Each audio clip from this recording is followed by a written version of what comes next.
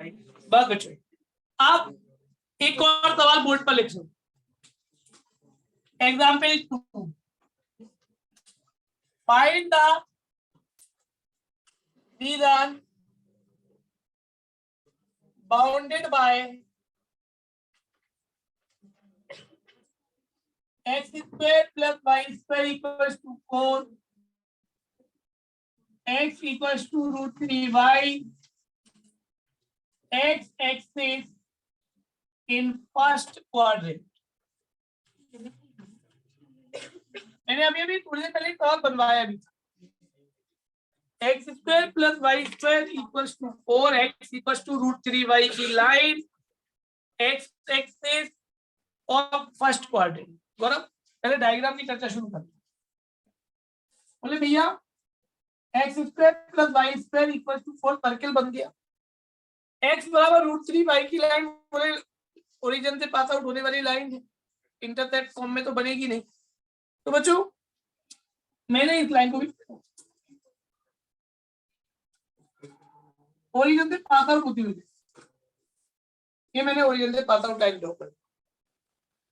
उन्होंने कहा x axis चाहिए, ठीक है साहब ये रही, और फर्स्ट क्वाड्रेंट चाहिए। तो एक रिक्वायर्ड रीजन ये है,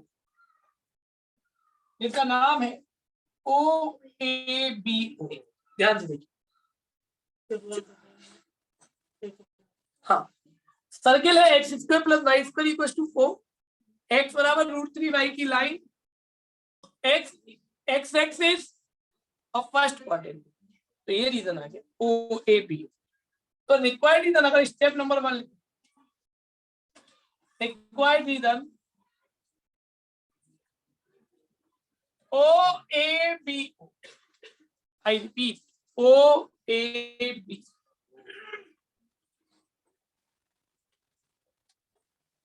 ठीक है, ओ ए बी, यहां तक बात पूरी हो गई। बट जो ये ओ ए बी ओ है, अगर मैं निकालने बैठूंगा तो पहले मुझे एक स्टेप माननी पड़ेगी। ये आवाज नहीं बच्चों, स्टेप माननी पड़ेगी। अब देखिए यहां से परेशानी शुरू होती है। इस स्टेप ने चलना शुरू किया, जब ये स्टेप यहां तक चल पाएगी तो रही है लाइन पर, और उसके बाद ये आ गई सर्किल पर, आ गई या नहीं। इसके बाद पर एक स्टेप मेरे बच्चों एक ही कर्व पर मूव कर सकती है। अगर आपको दूसरा रीजन निकालना है तो आपको उस रीजन को अलग करना पड़ेगा, उस रीजन के लिए अलग स्टेप माननी पड़ेगी। यानी अब अगर मेरा ओ ए बी ओ की बात करूं तो ओ ए बी ओ रीजन मेरे दो पार्टों में कन्वर्ट हो गया, ओ ए एम और A B M A, O A M और ए बी एम हो गया या नहीं? क्या बेटा? नहीं बेटा, स्टेप का एक्स ना एक्स एक्सिस पर मैंने कहा, या वाई एक्सिस यदि कोऑर्डिनेट एक्सिस पर तो होगा। हाँ सर, यहाँ तक बात पूरी हो गई। जो बात मैंने बोर्ड पर लिखी क्या वो बात सबको क्लियर हो गई? ये बात सबको समझ में आ गई? तो अब मुझे दो रीजन निकालने हैं, ओ ए एम ओ और ए बी एम ए, दोनों पार्टों के लिए अलग अलग सॉरी अलग अलग स्टेप। अच्छा 8.20 था सर्किल की वजह से। अच्छा दोनों के लिए अलग अलग। अब स्टेप नंबर 2, y1 dx पहले वाले के लिए और y2 dx दूसरे वाले। स्टेप नंबर 2 में मैं लगाता हूँ लिमिट, लगाता हूँ। अगर मैं ओ ए एम ओ देखूं बेटा, ओ ए एम ओ दिख रहा है, ओ ए एम ओ, तो वहां पर स्टेप कहां से कहां तक मूव कर रही है? एक्स एक्सिस पर, ओ से लेकर एम तक, ओ से एम तक, है ना। और दूसरे वाले में नहीं, एम से लेकर बी तक कर रही है या नहीं? ध्यान से देख। पर मेरे पास कमाल की बात यह है, मेरे पास ओ तो है 0 0, मेरे पास बी भी है 2,0, पर मेरे पास एम नहीं। और जब तक एम नहीं मिलेगा तब तक लिमिट पुट नहीं होंगी, और जब तक लिमिट पुट नहीं होंगी सवाल आगे कैरी नहीं हो। अब प्रॉब्लम आ गई एम पॉइंट को कैसे निकालें, और ये हर बार आएगी, हर सवाल में आपकी लिमिट गायब मिलेंगी। अब बोले फिर हम कैसे निकालेंगे? बहुत सस्ता काम, आप दोनों का इंटरसेक्शन पॉइंट ये ए निकाल, कभी ये ए निकाल सकते हैं। किन्हीं भी दो कर्व का इंटरसेक्शन पॉइंट निकालना हो तो उनकी इक्वेशन को सॉल्व कर लिया कीजिए, सॉल्व करके जो पॉइंट आता है वो उनका इंटरसेक्शन पॉइंट होता है, और इंटरसेक्शन पॉइंट आ गया तो ये पॉइंट आ जाएगा कि नहीं आ जाएगा। तो अब मैं दो सॉल्व करने जा रहा हूँ इक्वेशन को बेटा, x square plus y square equals to 4, और मेरे पास लाइन है एक्स बराबर रूट 3 वाई की, आप पुटिंग इन 1 कर सकते हैं क्या? तो एक्स स्क्वायर की जगह पर रख दिया मैंने 3y square plus y square equal to 4 y बराबर प्लस माइनस 1, तो x बराबर प्लस माइनस √3 है ना। तो क्या ये पॉइंट मेरा √3, 1 नहीं आ गया? फर्स्ट क्वाड्रेंट की वजह से पॉजिटिव पॉजिटिव लूं, है या नहीं? तो अगर ये √3 आ गया तो क्या ये पॉइंट √3, 0 नहीं हो गया? उसी का तो एक्स कोऑर्डिनेट है। तो अब सही मायने में लिमिट कहां से कहां तक की मिली? 0 से √3 y1 dx, √3 से 2 y2 dx। क्यों बेटो, ये स्टेप नंबर 2 हो गया या नहीं हो गया? तो देखना गौरव डायग्राम की आवश्यकता, बिना इसके काम ही नहीं। हाँ भाई, बात यहां तक पूरी हो गई। स्टेप नंबर 2 सुधर गया, लिमिट लगा था, स्टेप नंबर 2 लिमिट लग गई। अब भाई स्टेप नंबर 3 की बात। स्टेप नंबर 3 क्या करता है? बोले भैया y की वैल्यू लगवाता है। हाँ भाई, OAMO रीजन दिख रहा है सबको? OAMO में स्ट्रिप का ऊपरी सिरा किस कर्व पर है? लाइन पर। क्या यहाँ से y की वैल्यू निकाल सकते हैं? बोले भैया y की वैल्यू लाइन की इक्वेशन से x/√3 आएगी, रख दी था। तो जी दूसरे वाले यानी ABMA में, ABMA दिख रहा है? ABMA डायग्राम में ढूंढो, स्ट्रिप का ऊपरी सिरा किस पर मूव कर रहा है? सर्कल। देखो देखना सीखो कैसे लेना, खुद देर में तो आदत बन जाएगी, तो पहले एक बार राह मिल जाए कैसे काम करना। तो √3 से लेकर 2 सर्किल, सर्किल की इक्वेशन में वैल्यू निकालो। अंडर रूट के अंदर 4 - x। हाँ जी, यहाँ तक कहानी बन गई। अब तो इंटीग्रेशन करना है प्यारे। हाँ भाई, 1/√3 तो कांस्टेंट है, बाहर निकाल दिया। x का इंटीग्रेशन ये बच्चों a² - x = 7 वाला ही 7.7 एक्सरसाइज इंटीग्रेशन। मैंने कहा था पेपर में नहीं आएगी, पर इसके बिना एक चैप्टर नहीं होगा।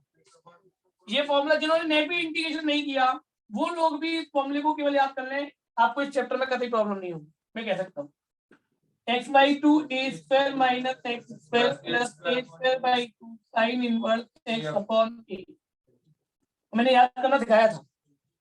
ये फॉर्मूला हो x/2 के साथ और a²/2 के साथ sin इनवर्स x/1। नहीं है तो अभी इसको याद कर लो, केवल एक ही फॉर्मूला यूज होगा बस इंटीग्रेशन का बड़ा। बाकी तो x की पावर है, पावर में एक जोड़ दो उतने कटेगा। ठीक है, केवल एक ही फॉर्मूला, जिन्होंने बिल्कुल भी इंटीग्रेशन नहीं किया है वो भी केवल इस फॉर्मूले को कर लेंगे तो काम हो जाएगा इस चैप्टर में, परेशानी नहीं हो। हाँ जी, तो मैं लगा रहा हूँ x/2 a² - x² plus a²/2 sin inverse x/a और लिमिट लग गई √3 से 2 की। हो जाएगा कि नहीं? और अब इसमें काम कर सकते हैं। तो मेरे बच्चों ये हो गया, लिमिट वगैरह पुट करना है तो जल्दी लिमिट कहते पुट करेंगे। पहले अपर लिमिट और बेटा माइनस लगा के लोअर। ठीक है बेटे, चलो बच्चों, तो कुल मिलाकर ये मेरा एग्जाम्पल नंबर 2 था जो मैंने आपको बताया। अब मैं आता हूँ एग्जाम्पल नंबर 3 की तरफ, एक बार फिर से ध्यान से समझेंगे इसको। फटाफट नोट करो बच्चों, कैसे नोट करना है, कोई सवाल लंबे हैं, देर लगती है सवाल को समझाने।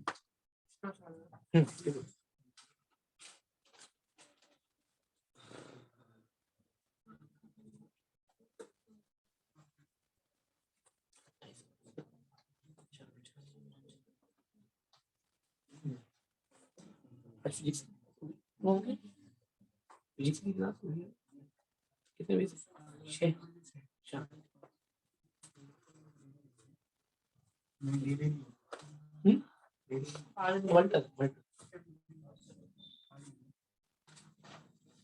आज नहीं है टीटीएस में एमडब्ल्यू है।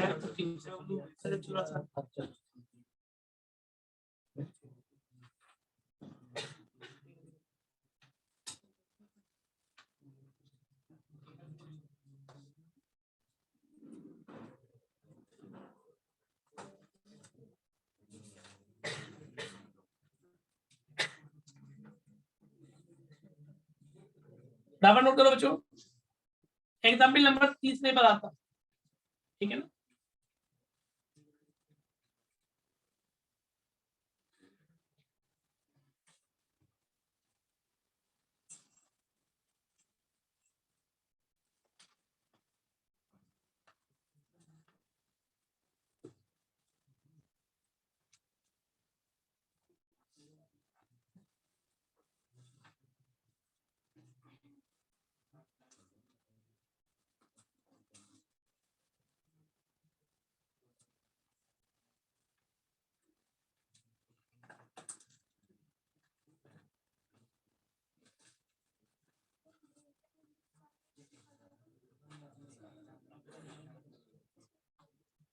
दोनों में फंक्शन अलग अलग है बेटा, वो एक जैसी फंक्शन के बीच में।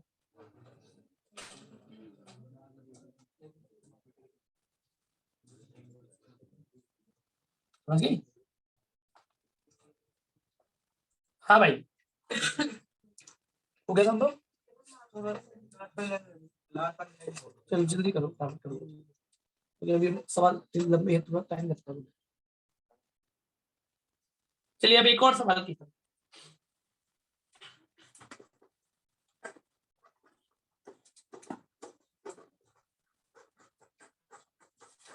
आपने मतलब उसे फॉर्मूला लगाओ, x by 2h का हो गया, लिमिट लगा दो, 2 3 से 2 बॉक्स बंद कर, 2 3 से 2 ऊपर 2, ठीक है, एक पुट कर लीजिए, छोड़ दो। हाँ भाई बच्चों, करते हैं अगले अगले फॉर्मूले या अगले प्रेजेंटेशन की तरफ। एक और करते हैं, find the region bounded bye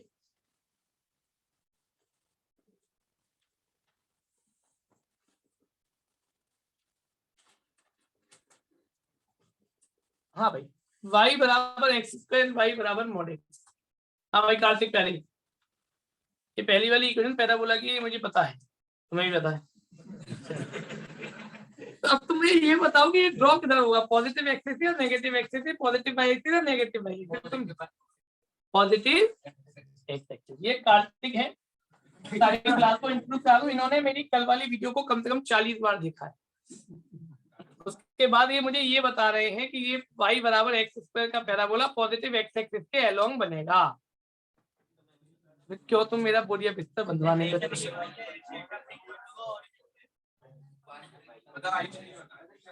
x square बराबर वाई, कभी कभी खोटा सिक्का भी चल जाता है मार्केट। केमिस्ट्री में एक बहुत अच्छी लाइन बार बार बोली जाती है जी, एक्सेप्शनल केस वही वाली बात समझते। वाई बराबर, चलिए क्या क्लास बच्चे थक रहे थे इसलिए मुझे थोड़ा बीच में बोलना पड़ा। वाई बराबर एक्स स्क्वायर, वाई बराबर मॉड एक्स की ये लाइन ध्यान से सुनिए। तो वाई बराबर एक्स स्क्वायर पैराबोला हो गया वर्टिकल टाइप का, वाई बराबर मॉड एक्स की लाइन यानी कि वी शेप की लाइन, ये सबको पता चल जाती। तो बच्चों ये रीजन हो गया, यहाँ मैंने कोई एक्सिस नहीं कहा, यहाँ मैंने आपसे कोई क्वाड्रेंट नहीं कहा, यानी कि आपको कुल मिलाकर इन दोनों के बीच में जो रीजन बाउंड हो रहा है उसका एरिया निकाल कर लाना। यानी मैंने अभी भी डायग्राम थोड़ी देर पहले बनवाया भी था, ओ ए बी सी डी ओ, यानी रिक्वायर्ड रीजन स्टेप नंबर 1, बोले भैया रिक्वायर्ड रीजन ढूंढना, ओ A B O C D O, पहले करिए O A B O C D O, check करो क्यों आकांक्षा, ठीक। अगर ओ A B O C D ओ जो रीजन है बेटा, क्या ये ट्वाइस नहीं है ओ ए बी ओ का, है या नहीं? ओ ए बी ओ यानी मैं एक तरफ का रीजन निकाल लूं, मेरा काम हो जाना है। अब मैंने ओ ए बी ओ को थोड़ा सा ध्यान से देखा, उसमें मुझे कुछ परेशानी नजर आने लगी। परेशानी क्या नजर आ रही है? बोले साहब इसमें तो अगर मैं स्टिप मानूंगा बीच में तो कहीं एक्सिस ही नहीं है। मैं ऐसे रीजन को बोलता हूँ ये रीजन हवा में लटक रहा है, तो ऐसे रीजन को तुरंत हमने बांध दिया, या इंग्लिश की भाषा में बोलूं तो बाउंड कर दिया एम पर। बात यहाँ तक समझ में आ गई? अच्छा मेरी रिक्वायरमेंट किस चीज की है? मेरी रिक्वायरमेंट ओ ए बी ओ की है। तो एक स्टेप अगर मैं पूरे पर ऐसे मानूंगा यहाँ से, तो ये कौन सा रीजन निकाल के देगी? ओ A M, O A M दे देगी। और अगर एक स्टेप मैं नीचे वाला रीजन पर मान लूंगा बच्चों, तो ये मुझे ओ बी ए एम ओ दे देगी, और मैं ऊपर वाले में से नीचे वाला रीजन माइनस कर दूंगा तो मेरा रिक्वायरमेंट पूरी हो जाएगी क्या? तो यानी कि O A M O minus O B A M. क्यों बच्चों, ये बात ध्यान दे दी जो मैंने लिखी है, क्योंकि ये चीजें सीखनी है, आप ये चीजें बनाना सीखनी है बस। बात ज्यादा समझ में आ गई सबको बेटा? ये लाइन सबको क्लियर होगी ना बच्चों? मैंने कैसे लिखा क्या भाई? छवि, अल्पना, अभय, हाँ भैया, कृष्णा, हाँ भैया। हाँ सूर्यांश, यस मुझे ओ ए बी ओ निकालना था, तो बेटा मैंने इसको बंद कर दिया यहाँ से, तो ओ ए एम ओ पूरा रीजन निकालूंगा और उसमें से ओ बी ए एम ओ यानी नीचे नीचे वाला रीजन हटा दो, तो मेरा काम पूरा हो जाना है। बात आता क्लियर मेरे बच्चों? ओ ए एम ओ से शुरू करते हैं। तो भाई y d x step number 2, y1 dx बेटा y2 dx। अच्छा लिमिट कहां से कहां तक थी? बोले साहब ओ ए एम ओ रीजन ढूंढा करो, ओ ए एम ओ तुक्के मत बनाया करो। ओ ए एम ओ निकालने जा रहा हूं, स्टेप ओ से एम तक, ओ से एम तक। O B M O B M O उसमें भी ओ से एम तक। और मेरे आगे प्रॉब्लम ये है कि मेरे पास ओ तो 0 0 है और एम नहीं है, और जब एम नहीं है तो फिर तो मैं यहाँ पे काम शुरू करूंगा। तो मेरे बच्चों ये लाइन y बराबर x की होगी मॉड x में, ये आपका कर्व है y बराबर x स्क्वायर का। आपको दोनों को सॉल्व करना है क्या पंडित जी? y बराबर x स्क्वायर समझ रहे हैं मैं क्या कर रहा हूँ? x स्क्वायर बराबर x common x minus 1 x बराबर 0 x बराबर 1। क्यों साहिब? x की वैल्यू 0 आ गई, x की वैल्यू 1 आ गई, हो गया कि नहीं? बोले साहब 0 0 तो दिख ही रहा था, ये होगा वही 1 1 आ जाएगा, y 1 आ जाएगा, है ना?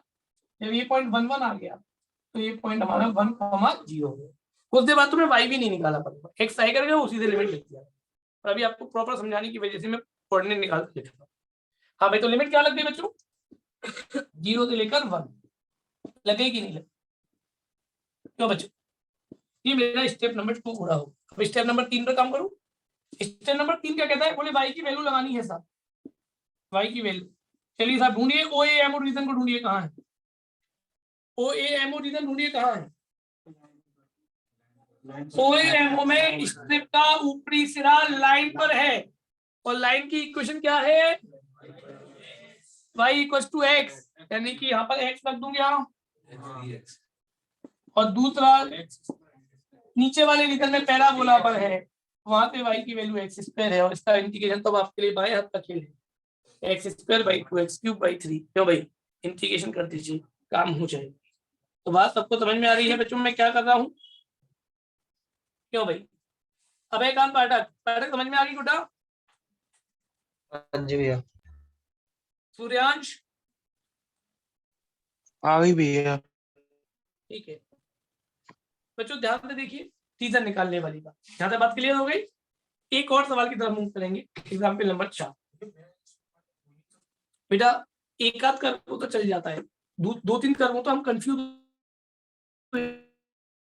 जाते हैं कि y की वैल्यू किसमें कौन सी डालना। जब स्टेप हमें नहीं तय कर देती कि इसमें ऊपरी तरह, तो इजीली ऐसा नहीं है स्टेप के बिना हो नहीं सकता, हो सकता है पर आपका ऑब्जर्वेशन पक्का हो, आप ये देख पाए कि कौन सा रीजन किस कर्व में आता है, तो आप कर भी सकते हैं। पर स्टेप में थोड़ी आसानी हो जाती है। ये बोलना तो गलत होगा कि स्टेप के बिना नहीं हो सकता, क्या नहीं हो भी सकता है, पर समझाने के लिए। चलो बच्चों नेक्स्ट क्वेरी।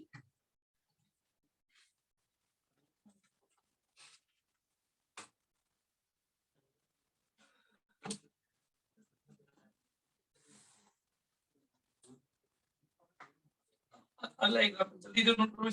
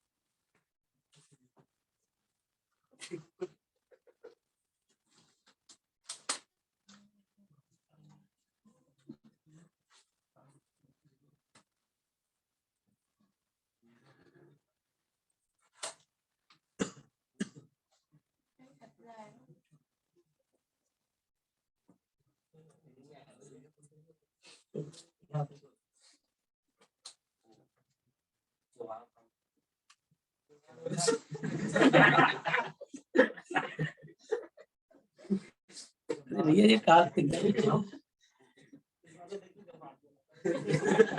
देखो ऐसी भाषाएं केवल यहाँ पर एक प्रोफेसर है उन्हीं को समझ में आती है, हमको समझते ही रह जाते हैं, पता नहीं हम कब इतने काबिल हो पाएंगे। भैया देख लो फाड़ हो रहा है। एक बोलने वाला एक समझदार है। तो तू केवल अक्षरों, वही तो मैं कह रहा हूँ, तो अक्षरों पे जो इतनी बारीकियां हैं, वो केवल अक्षर ये ये क्या नहीं कर रहे हो? ये भी सुनेगा, ये भी थोड़ा सिक्का है। अब चलो काम की बात। हाँ बच्चे, ये बड़े मैंने कहा ना, सारे प्रोफेसर, बच्चे कह रहे हैं कि भैया कौन से प्रोफेसर, मैंने कहा बहुत बड़े बड़े, अभी तो मैं समझने में, तो मैं उस लेवल तक पहुंच जाऊँ बहुत। अब फिर से एक बार एक और एग्जाम्पल की तरफ, एग्जाम्पल नंबर 4। देखो बेटा, फाइंड द रीजन, आवाज नहीं, अब सवाल शुरू। रीजन बाउंडेड बाय, देखो बहुत सरल सा, चलो सरल नहीं, थोड़ा सा एक कर ले सकता हूँ। बाउंडेड बाय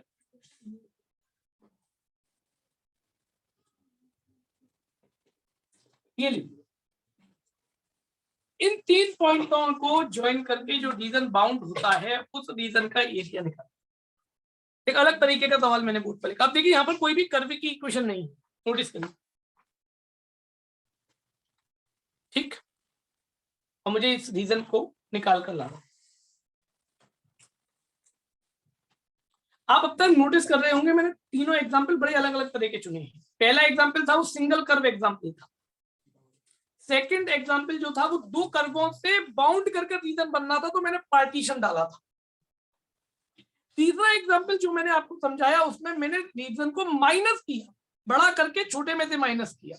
एक बार जोड़कर निकाला, एक बार सिंगल टाइम्स निकाला, एक बार बड़े में से छोटे को माइनस। सारे एग्जाम्पल आप नोटिस करिएगा, मैं अलग अलग वैरायटी के हमेशा यहाँ पर बच्चों के सामने रखता हूँ। एक से पैटर्न के 4 एग्जाम्पल नहीं करा।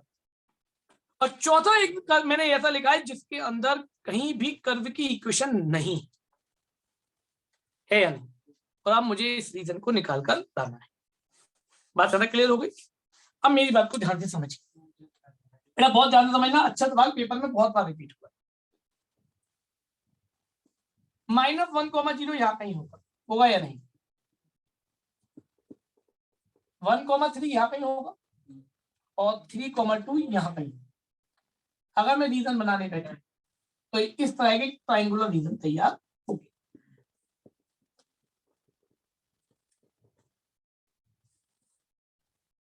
ये रीजन मुझे निकालना है या नहीं?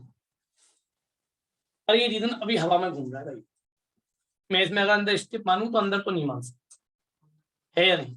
तो मैंने लिया, तुरंत मैंने इस रीजन को बाउंड कर दिया एम। हाँ भाई, सबसे पहले अगर मैं इस सवाल की सॉल्यूशन की शुरुआत करूंगा तो रिक्वायर्ड रीजन ढूंढिए। क्या होगा भाई required region? A B C A होगा या नहीं? ए बी सी ए होगा कि नहीं? टैली करिए, A B C A, A B C is the required region. But ये ए बी सी ए एक स्टेप से तो निकलने से रहा, यहाँ तक लाइन अलग, यहाँ तक लाइन अलग, नीचे की लाइन अलग, है या नहीं? तो मैं एक काम ना करूं, ए बी सी ए निकालने के लिए मैं पूरा निकाल लूं, A B C M, A B C M A ढूंढिए, डायग्राम पे ढूंढिए। और ए बी सी एम ए में से मैं अगर ए सी एम ए हटा दूं तो मेरा काम हो जाना है। पहले 2 मिनट रीजनों को ऑब्जर्व किया, ए बी सी एम ए में से नीचे वाला रीजन हटा दूं तो काम हो जाना है, रिक्वायरमेंट पूरी हो जाएगी। अब जरा फनिशा ए बी सी एम ए को ढूंढिए ना। बोले भैया ए बी सी एम ए में जब आप स्टेप मानने बैठोगे पूरा रीजन निकालने के लिए, तो आप यहाँ पर अटक जाओ, है या नहीं? क्यों अटक जाएंगे भाई? क्योंकि इसके बाद स्टेप कर्व की इक्वेशन बदल गई या नहीं? जब जब कर्व की इक्वेशन बदलती है तब तब अलग अलग स्टेप लेनी होती है या नहीं? तो ए बी सी एम ए भी 2 पार्ट में निकलेगा, एक तो ए बी एन ए निकालना पड़ेगा, एक B C M N B निकालना पड़ेगा, और माइनस करना पड़ेगा ए सी एम। टैली करिए, क्या ये लाइन समझ में आ गई या नहीं? ये बात बहुत बहुत बहुत ज्यादा जरूरी है साहब, कि जब आप रीजन निकालने बैठते हैं तो हो सकता है वो 2 से निकले, हो सकता है 3 से निकले, हो सकता है 2 में से किसी एक को माइनस करके निकले। जब ये स्टेप पूरा होगा तब स्टेप 2 चालू होगा। ये समझ में आ गया मैंने 2 में ब्रेक क्यों किया? ए बी CMA को ABCMA को मैंने दो पार्ट में क्यों डिवाइड किया? क्योंकि वो दो लाइनों से बनना था, AB तक तो एक और BC तक दूसरी, तो मैंने वहीं पे पार्टीशन करके दो पार्ट से वो निकाला और नीचे वाला उसमें से हटा दिया, यानी ACMA मैंने उसमें से हटा। तो बच्चों देखना यहाँ पे बात समझ में आ रही है या नहीं? ठीक ठीक है। अब मेरे बच्चों यहां से आता है स्टेप नंबर 2 शुरू होता है। स्टेप 2 क्या कहता है? फॉर्मूला लिख। मैंने y1 dx y2 dx पहले फॉर्मूला लिख कर लिमिट लगाओगे और y3 dx अब लिमिट लगाओगे। हाँ भाई ए बी एन ए में ढूंढो लिमिट कहां से कहां तक? ए से एन, एन मतलब 1,0 और ये 1 3 है। 3 हाँ भाई ए बी एन ए में ए से एन तक की मूविंग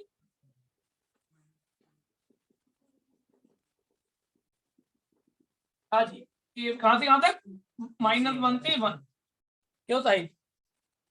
कहते बात ठीक।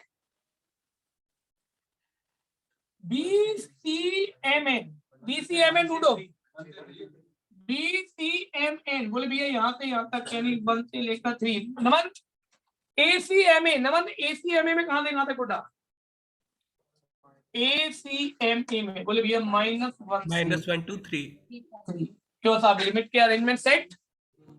अब आ गया step number 2। Step number 3, step 3 क्या कहता है अरमान? बोले आपको y की वैल्यू पुट करनी, ये कहता है यानी, और y की वैल्यू कहां से पुट करते हैं? बोले जिस पर स्ट्रिप का ऊपरी सिरा मूव कर रहा हो उस कर्व से। पर यार मेरे पास ना तो ए बी है ना BC है, BC पे मूव कर रहा है, AB पे मूव कर रहा है और AC है। मेरे पास इन तीनों में से कोई भी इक्वेशन नहीं है, और मेरे पास दो पॉइंट अवेलेबल है। तो क्या मैं इक्वेशन ऑफ लाइन निकाल सकता हूँ क्या? तो सबसे पहले मैं इक्वेशन ऑफ AB निकाल लूं क्या?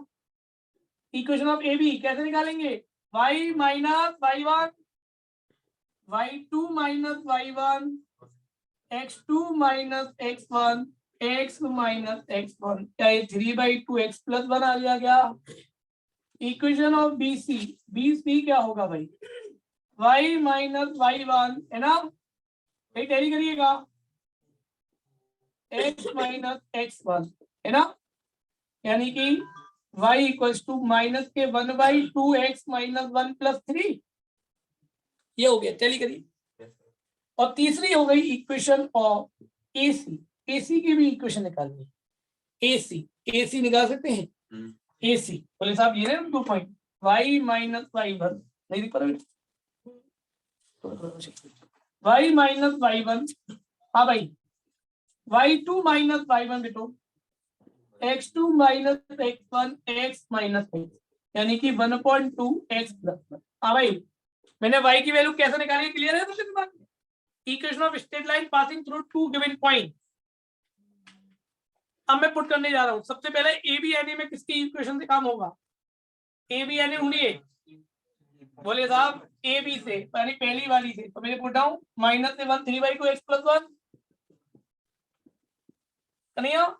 BCMN में कुटा कहां से काम होगा? BCMN में BC सेकंड, यानी कि मेरे बच्चे x माइनस 1 प्लस 3, ठीक है बेटा। और तीसरी वाली इक्वेशन में कहां से कहां तक होगा? 1/2 x प्लस 1। क्यों मेरे भाई, यही बात सबको समझ में आ गई क्या? इंटीग्रेशन में अब इसका इंटीग्रेशन तो यार आसान है, कर सकते हैं, बट आपको एक सलाह दूं, यहां तक 80% बच्चों का क्वेश्चन सही होता है और इसके बाद केवल 10% बच्चों का क्वेश्चन सही होता है। ये मेरा पक्का सर्वे है, मैंने कॉपी चेक करी, मैं बताता हूँ बाकी के 70 का गलत। रीजन समझिए क्यों। ऐसा नहीं है कंसेप्चुअल गलती, वो सवाल को एक संग कैरी करते हैं तो इसमें इतनी लिमिट भर जाती है, पुट करते करते कहीं ना कहीं माइनस प्लस की गलती हो जाती है। मैंने बहुत देखा है, हर साल कॉपी चेक करता हूँ, इसलिए बहुत अनुभव है इसका। तो बच्चों आप लोग कैसे करेंगे? इसको I1 डाल लेंगे, अलग से वैल्यू निकालो, कभी गलती नहीं होगी कभी। इसको I2 निकालो, अलग से इंटीग्रेशन कर लीजिए, और इसको I3 निकाल लो, अलग से कर लीजिए। और जब तीनों आ जाए ना, यहाँ पुट करके कर देना, कभी गलती नहीं है। और नहीं तो गारंटेड बता रहा हूँ, मैंने मेरा सर्वे कभी गलत नहीं जाता कि 80 में से 70 बच्चों के आंसर गलत। इसके बाद कैलकुलेशन बात ज्यादा समझ में आ गई बच्चों? तो इसीलिए थोड़ा सा ध्यान रखना इस बात पे, छोटी सी बात है। हालांकि जो करना चाहे वो डायरेक्टली भी कर सकता है, मैं रोक नहीं रहा, बट फिर भी मैं कह रहा हूँ एज अ प्रिकॉशन आप एक काम कर सकते हैं। बात क्लियर? सबको समझ में आ गया बेटा एग्जाम्पल्स मैंने जो कराए हैं बोर्ड पर? ठीक, जल्दी से नोट करेंगे। अभी टाइम 50 हो गई। हो जाते हैं बस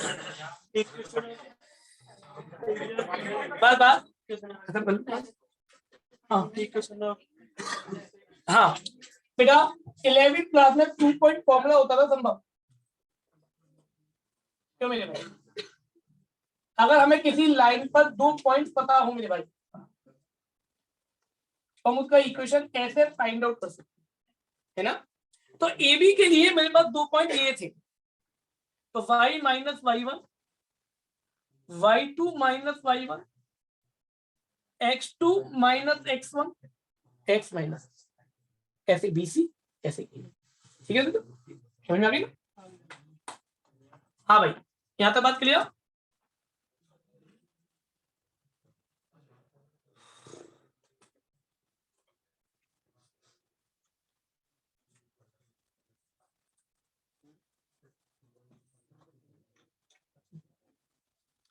देखो बच्चों, अब आप 8.1 या 8.2 या मिसलेनियस नाम को 3 एक्सरसाइज बना दिए हम, पर सही मायने में केवल एक एक्सरसाइज, क्योंकि इसमें वेरिएबिलिटी ऑफ द क्वेश्चन नहीं है, कोई अलग अलग कंसेप्ट नहीं है। जैसे इंटीग्रेशन में तो हर एक्सरसाइज में एक अलग कंसेप्ट था, या कुछ भी नहीं, सब कुछ खत्म। 8.1 एक बार ओवरव्यू देख लीजिए हल्का सा, आप लोग ट्राई तो कर ही सकते हैं कम से कम, ठीक। 8.2 देख लीजिए ध्यान से, एक मतलब क्वेरी आई है मेरे पास। दीपक, हाँ दीपक, दीपक रिकॉर्डिंग शेयर करें? चल ठीक है, कर देंगे दीपक।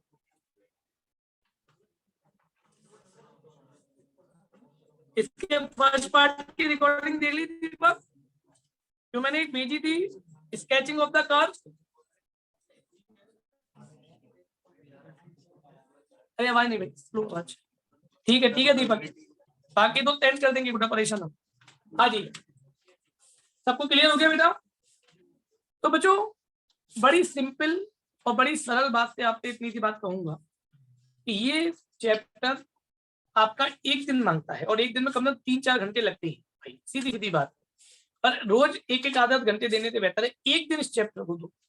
कल आप पे जब भी समय हो, अगर सुबह के समय आप समय निकाल सकें, आज रात को समय निकाल सकें, जैसे भी निकाल सकें, आप आज ही रात को या कल सुबह 2-3-4 घंटे का समय निकालिए, भले 2 पार्ट में निकाल लीजिए, और इसके हर क्वेश्चन यानी मिसलेनियस स्टार्टिंग से लेकर और मिसलेनियस एंड तक और एग्जाम्पल्स तक जो भी सवाल है सारे कर डालो। जो भी क्वेरी आएंगी, पढ़ते चाहे कितनी भी देर क्लास लगे, मुझे पढ़ते इस चैप्टर को विद डाउट खत्म करना है, ध्यान रखिए। क्योंकि अब मेरे पास कंसेप्ट नहीं है कुछ भी पढ़ाने के लिए, मैं आपको बड़ी ऑनेस्टली बता दूं, इस चैप्टर में मेरे पास अब आपको बताने के लिए एक सिंगल स्टेटमेंट भी नहीं है। मैं आपको बताऊं, केवल अब डाउट ही डाउट है। तो परसों मैं इसको खत्म करना चाहूंगा, क्योंकि मैं संडे से डिफरेंशियल इक्वेशन शुरू करना चाहूंगा, ध्यान रखिए, ठीक है ना? परसों इसको खत्म करूंगा इस चैप्टर को, और संडे से डिफरेंशियल इक्वेशन शुरू करूंगा। दूसरी बात, मैं आज आप लोगों को शीट डिस्ट्रीब्यूट यहाँ से शुरुआत कर दे रहा हूँ, यहाँ हमारे सेंटर से। सेकंड पार्ट की जो शीट डिस्ट्रीब्यूशन है वो पूरी हमने एक ही बार में स्पाइरल करा दी है, ताकि अब आप लोगों को अलग अलग बिखरेंगे नहीं, पहले 11 में जैसे बिखर रहे थे तो वो नहीं, अब आप लोगों को अभी दे रहे हैं फर्स्ट पार्ट में। इसमें आपके पूरी स्पाइरल शीट होगी सेकंड पार्ट की, वो आज से मैं डिस्ट्रीब्यूट कर रहा हूँ, क्योंकि हो सकता है मैं परसों आपको वर्कशीट करने के लिए दे दूं, तो हो सकता है संडे तक मैं इसकी वर्कशीट भी खत्म करा, तो ध्यान रखिएगा, ठीक है? चलिए, हाँ शीट छवि आज मैं भेज रहा हूँ, उसके हाथ भेज रहा हूँ आदर्श के हाथ। आदर्श छवि की शीट है, पापा छोड़ देगा तो शिफ्ट है ना, 1-2 है भाई, मैं भेज रहा हूँ छवि, आज ले लियो बेटा, ठीक है? आज भेज रहा हूँ, ठीक है भैया, ठीक है भैया। इसका पीडीएफ वर्जन भी अपलोड करवा देना। हाँ नमन, मटेरियल आ गया।